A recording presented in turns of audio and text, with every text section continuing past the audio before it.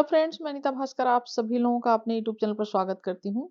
और political science की video मैं फिर से शुरू कर रही हूँ, और जो कि यूजीसी नेट जेआरएफ का जो आपका एग्जाम है उसके लिए भी, और पीजीटी टीजीटी आदि के लिए भी इम्पोर्टेंट वीडियो है। और भी किसी एग्जाम के लिए तैयारी कर रहे हैं जैसे आईपीसीएस आईएएस की, तो उसके लिए भी इस तरीके के क्वेश्चन पूछे जाते हैं। तो चलिए शुरू करती हूँ, और वीडियो पसंद आए तो लाइक शेयर कमेंट जरूर करें। चैनल पे नए हैं तो चैनल को सब्सक्राइब कर लें, बेल आइकन प्रेस कर लें, जिससे नई वीडियो की नोटिफिकेशन आपको मिलती रहे। और हिस्ट्री की वीडियो भी लगातार मैं अपलोड कर रही हूँ, तो हिस्ट्री की वीडियो भी, अगर आप हिस्ट्री भी पढ़ रहे हैं साथ में, तो हिस्ट्री की भी वीडियो आप प्लेलिस्ट में जाए जरूर देखें। तो चलिए शुरू करते हैं, और फर्स्ट क्वेश्चन पे चलते हैं। और फर्स्ट क्वेश्चन है, निम्न में से कौन सा सिद्धांत राज्य के कार्यों को निम्न विषयों तक सीमित करता है? ठीक है, पहला पॉइंट है व्यक्ति की बाह्य आक्रमण एवं आंतरिक उपद्रवों से रक्षा। दूसरा पॉइंट है संपत्ति की लूट एवं क्षति से रक्षा। तीसरा पॉइंट है व्यक्ति की धोखेपूर्ण समझौते एवं समझौतों के उल्लंघन से रक्षा। कूट देखते हैं उपयोगितावाद, लोकतांत्रिकवाद, समाजवाद, और उदारवाद या फांसीवाद। और राइट ऑप्शन इसका देखिए सी हो जाएगा। ठीक है, राइट ऑप्शन क्या हो जाएगा इसका? सी हो जाएगा, यानी उदारवाद। देखिए उदारवाद व्यक्ति की स्वतंत्रता और मूल्य और प्रतिष्ठा में निहित होता है, उदारवाद। ठीक है, और इसलिए उदारवादी जो है, प्रारंभिक उदारवादी व्यक्तिगत स्वतंत्रता और राज्य की सत्ता को क्या मानते हैं? परस्पर विरोधी मानते हैं। ठीक है, जो पारंपरिक उदारवादी हैं वो क्या मानते हैं? व्यक्ति की स्वतंत्रता, यानी व्यक्ति अगर स्वतंत्र है तो राज्य की आवश्यकता नहीं होनी चाहिए, राज्य को क्या मानते हैं? स्वतंत्रता में बाधक मानते हैं। ठीक है, तो इनका कहना है कि ये जो प्रारंभिक उदारवादी हैं व्यक्तिगत स्वतंत्रता और राज्य की सत्ता को क्या मानते हैं? एक दूसरे का विरोधी मानते हैं। और इसीलिए वह कहते हैं कि सर्वोत्तम राज्य वह राज्य है जो न्यूनतम शासन करे। इनका कहना है कि कम शासन करे। ठीक है, सर्वोत्तम राज्य क्या है? उपयोगितावादी कहते हैं कि सर्वोत्तम राज्य वह राज्य है जिसका शासन तो हो, क्योंकि राज्य को इन्होंने आवश्यक भी बताया है। ठीक है, और ये कहते हैं कि कम, लेकिन उसका शासन क्या हो? कम हो, यानी कम हस्तक्षेप करे। ठीक है, तो राइट ऑप्शन हो जाएगा उदारवाद। दूसरा क्वेश्चन हो जाएगा, एक कल्याणकारी राज्य की अवधारणा को पहली बार कब स्पष्ट किया गया?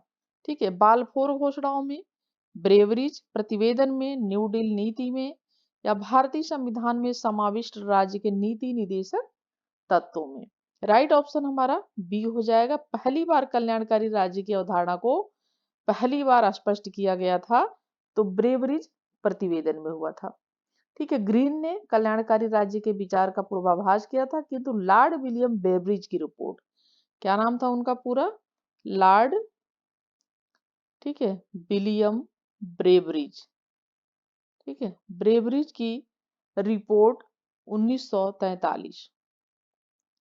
ठीक है, तो 1943 में जो है इसको श्रेय मिलना चाहिए, क्योंकि 5 बड़ी बुराइयां जो कि बीमारी, बेरोजगारी, अज्ञानता, भूखमरी तथा आश्रय भाव के उन्मूलन में राज्य की सकारात्मक भूमिका की कामना की थी। राइट ऑप्शन हो जाएगा ब्रेवरिज प्रतिवेदन में। लोक कल्याणी काल राज्य जो है वो बाद में आया है। ठीक है, जैसे अपने यहाँ संविधान में शामिल किया गया बाद में।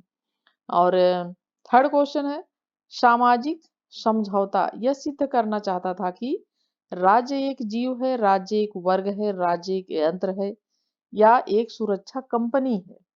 सामाजिक समझौते का सिद्धांत।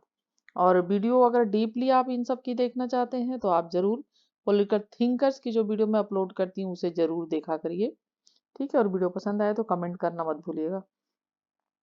और देखिए तो इसका थर्ड क्वेश्चन जो है, ठीक है, सामाजिक समझौता यह सिद्ध करना चाहता था कि राज्य एक जीव है, राज्य एक वर्ग है, एक यंत्र है, एक सुरक्षा कंपनी है। और थर्ड क्वेश्चन का राइट ऑप्शन क्या हो जाएगा? यंत्र है। ठीक है, सामाजिक अनुबंध का सिद्धांत कह सकते हैं, समझौते का सिद्धांत कह सकते हैं।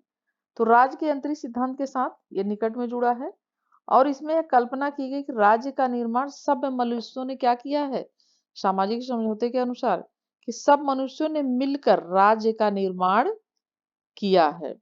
ठीक है, हित साधन के लिए, कि सबका उसमें जिससे कि हित हो, सबकी भलाई हो, तो सबके हित साधन के लिए जो है सामाजिक समझौते के सिद्धांत में एक यंत्रीय माना गया है इसे। और ये कहा गया है कि यह सबको मिलकर इन्होंने राज्य की आवश्यकता को महसूस किया और राज्य जो है अपने हित के साधन के उद्देश्य से राज्य की स्थापना मिलकर की गई है। ठीक है, फोर्थ क्वेश्चन है, राज्य का कौन सा कार्य सकारात्मक उदारवाद से संबंधित है? संपत्ति की सुरक्षा, रोगों से सुरक्षा, राज्य में व्यक्ति की सुरक्षा, समाज कल्याण की अभिवृद्धि। ठीक है, फोर्थ क्वेश्चन का राइट ऑप्शन क्या हो जाएगा? ऑप्शन डी हो जाएगा, समाज कल्याण की अभिवृद्धि। तो राज्य का कौन सा कार्य सकारात्मक उदारवाद से संबंधित है? वो हो जाएगा समाज कल्याण की अभिवृद्धि। ठीक है, सकारात्मक उदारवादी वो क्या चाहते हैं? समाज हितकारी। ठीक है, समाज हितकारी राज्य चाहते हैं जो समाज का भला करे। ठीक है, समाज का विकास करे। और यह व्यक्तिवादी राज्य से भिन्न है, लेकिन यह क्या है? व्यक्तिवादी जो राज्य है वो उससे थोड़ा सा भिन्न है। और जहां राज्य संरक्षक न कि संवर्धक की भूमिका निभाता है। और सकारात्मक उदारवाद को ही दूसरे शब्दों में कल्याणकारी राज्य कहा जाता है। सकारात्मक उदारवाद को दूसरे शब्दों में क्या कहा जाता है? कल्याणकारी राज्य। फिफ्थ क्वेश्चन है, समझौता सिद्धांत का वास्तविक दोष यह नहीं है कि यह अनैतिहासिक है। ठीक है, परंतु इसमें यह विचार भी नहीं है कि यह अधिकारों तथा दायित्वों का अस्तित्व समाज से पृथक हो सकता है। यह कथन किसका है? टी एच ग्रीन का, ई बर्ग का, एच जेलास्की का, ई बार्कर का। और फिफ्थ क्वेश्चन का राइट ऑप्शन ए हो जाएगा, कथन है टी एच ग्रीन का। ग्रीन कहते हैं कि प्राकृतिक अवस्था में जो कि एक असामाजिक स्थिति होती है। प्राकृतिक अवस्था कैसी थी? कोई भी नियम कानून नहीं था, जंगल राज था। ठीक है, तो प्राकृतिक अवस्था कैसी थी? सामाजिक न होके क्या थी? असामाजिक स्थिति थी एक तरीके से। ठीक है, क्योंकि उसमें कोई किसी का कोई नैतिक मूल्य नहीं होता था, सिर्फ अपने आप को व्यक्ति उसमें सर्वोपरि समझता था। एक तरीके से पशुता का समाज भी कह सकते हैं आप। तो असामाजिक स्थिति होती थी और अधिकारियों की कल्पना स्वयं एक क्या है? विरोधाभास है। और आगे चलकर वह लिखता है कि समझौता सिद्धांत का वास्तविक दोष यह नहीं है कि वह अनैतिहासिक है, वरन यह है कि इसके अनुसार अधिकारों और कर्तव्यों का समाज से पृथक भी अस्तित्व संभव है। ठीक है, यह कहता है। तो कथन किसका है? टी एच ग्रीन का कथन है। सिक्स क्वेश्चन है, जॉन लॉक। जॉन लॉक राजनीतिक दर्शन में सही क्रम जॉन चुनिए। ठीक है, तो जॉन लॉक के अनुसार क्या है? मनुष्य के जन्म के साथ ही उसे प्राकृतिक अधिकार प्राप्त हो जाते हैं। जॉन लॉक के अनुसार, लॉक मानते हैं कि मनुष्य का जब जन्म होता है तभी उसे प्राकृतिक अधिकार प्राप्त हो जाते हैं। और प्राकृतिक अवस्था की कठिनाइयों को दूर करने के लिए मनुष्य आपस में क्या करते हैं? समझौता करते हैं, अनुबंध करते हैं। ठीक है, तो मनुष्य क्या करते हैं? आपस में समझौता करते हैं, अनुबंध करते हैं जो प्राकृतिक अवस्था की जो कठिनाई है उसको दूर करने के लिए। और नागरिक समाज की इससे क्या होती? स्थापना होती है। तो जॉन लॉक राजनीतिक दर्शन में सही क्रम जो हो जाएगा ऑप्शन डी हो जाएगा, नैसर्गिक अधिकार, प्राकृतिक अवस्था, फिर उसके बाद अनुबंध, फिर सिविल समाज। ठीक, चलिए सेवंथ क्वेश्चन है। सेवंथ क्वेश्चन में हॉब्स के अनुसार सामाजिक समझौता एक ऐतिहासिक सत्य है, एक दार्शनिक सत्य है, एक वैदिक कल्पना थी, या एक विवेकशील अनुबंध था हॉब्स के अनुसार। और राइट ऑप्शन डी हो जाएगा, एक विवेकशील अनुबंध था। हॉब्स के अनुसार क्या है? विवेक से प्रेरित होकर, यानी इंसान ने क्या किया? विवेक, सोचा समझा और अपने विवेक से प्रेरित होकर मनुष्य एक दूसरे के साथ शांतिपूर्वक रहने की प्रतिज्ञा करते हैं, क्योंकि उसी में उनकी भलाई है। और उसका यह प्रसिद्ध कथन है कि बौद्धिक आत्मरक्षा सामाजिक समझौता चाहती है। उसका एक प्रसिद्ध कथन है कि बौद्धिक, ठीक है, आत्मरक्षा जो है वो, ठीक है, आत्मरक्षा क्या चाहती है? बौद्धिक आत्मरक्षा, सामाजिक, ठीक है, सामाजिक समझौता चाहती है। बौद्धिक आत्मरक्षा क्या करती है? सामाजिक समझौता चाहती है। ठीक है, तो विवेकशील एक अनुबंध था, हॉब्स के अनुसार सामाजिक जो समझौता था।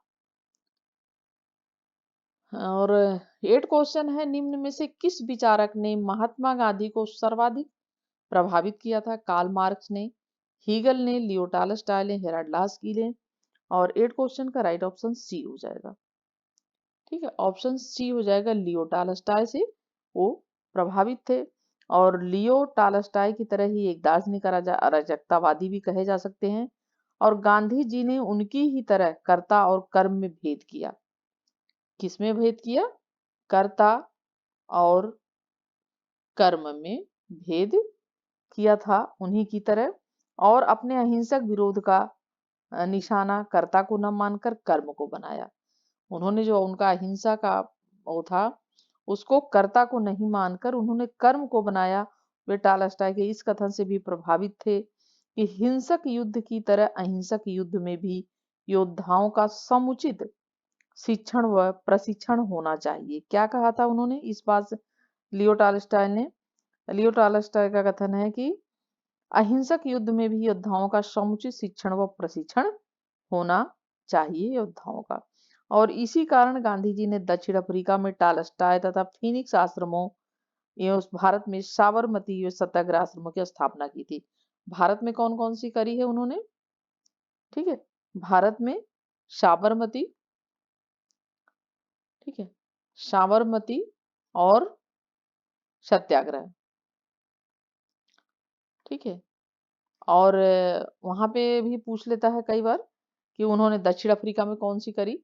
तो अफ्रीका में जो करी थी गांधी जी ने, उसे कह सकते हैं टॉलस्टॉय तथा फिनिक्स।